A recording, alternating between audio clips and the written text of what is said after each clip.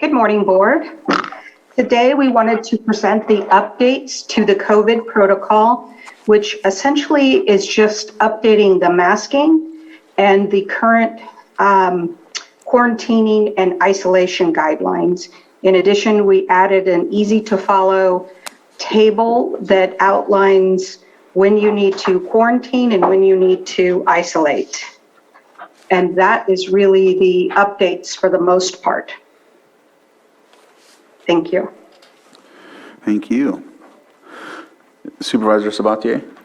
There was one part that seems strange to me, and I'm guessing that most of this is verbatim coming from Cal OSHA and other resources that are providing direction for us. But on page 8 of the protocol, it says the employee must submit a positive PCR test taken within 14 days of work exposure to receive workers' compensation benefits.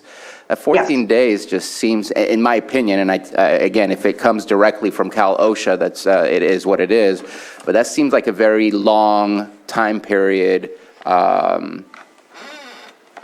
or continuously getting a positive test after the fact when 10 days later you're able to come back to work.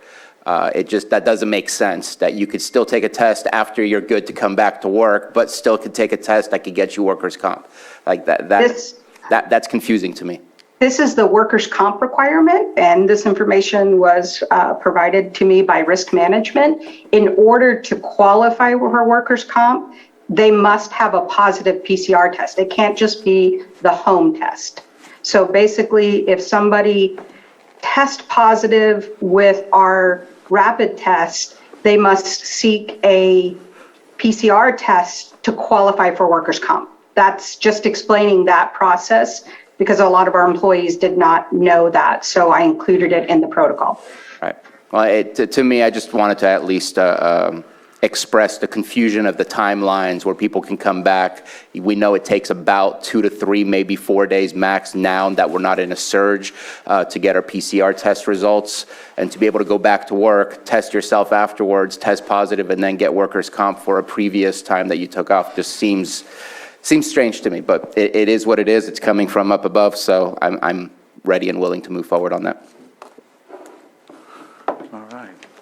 Any other board comments? Not seeing any. I'll open it up to the public. Anybody in the chambers have anything to add to that? Not seeing anybody, and then I see we have somebody online. Carlos Bono, if you can unmute, you have 3 minutes to add your public input. I'd like to know, hi, this is Carlos Bono. I'd like to know why the PCR test is continuing to be used when the CDC revoked its emergency use authorization for the test as of December 31st, 2021. Why is this test being why are you still using this test in Lake County? And why hasn't another test been, why haven't you started using another test?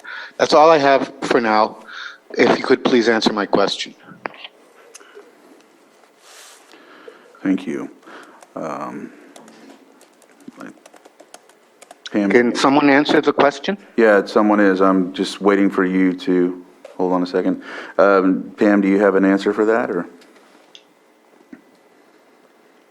I don't have a direct answer for that, except for this is what is required by our insurance company to validate COVID and get workers' comp.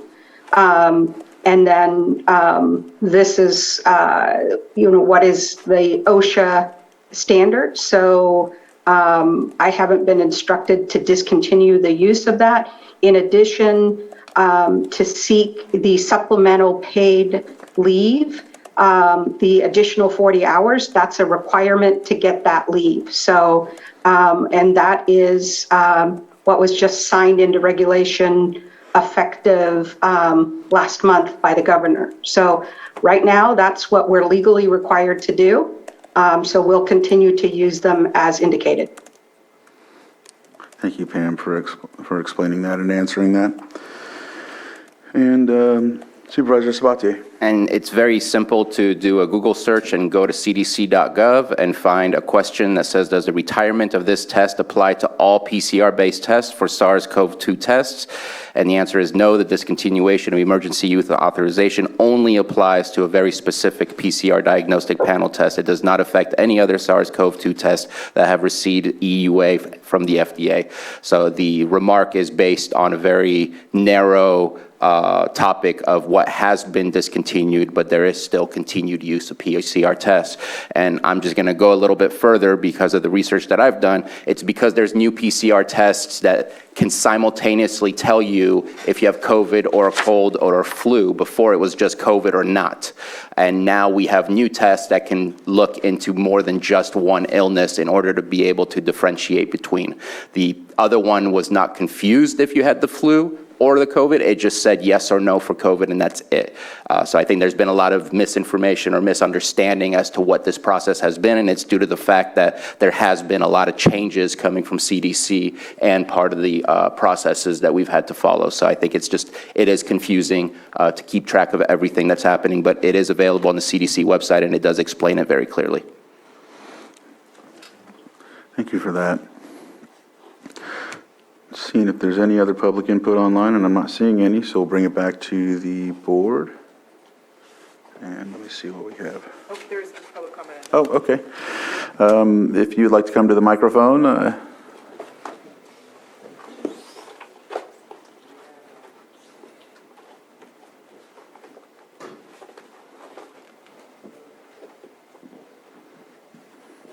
Joan Moss, I would like to know if our county is still in the red tier. No, I don't think we're in the. It's in the green. Which one is it? I'm sorry. It's in the green, I checked. Yeah, it's in the green tier. Joan, we're in the green tier. Okay. All right. And now we'll close public input and we'll bring it back to the board for action. Mr. Chair, I move to approve the amendment to the County Lake COVID-19 Public Health Emergency Worksite Protocol. Second. So I have a motion and a second. Can you please conduct the roll call, Johanna? Okay, Supervisor Simon? Yes. Supervisor Sabatier? Aye. Supervisor Scott? Aye. Supervisor Pyska? Yes. And Supervisor Crandall? Yes. Thank you. There we go.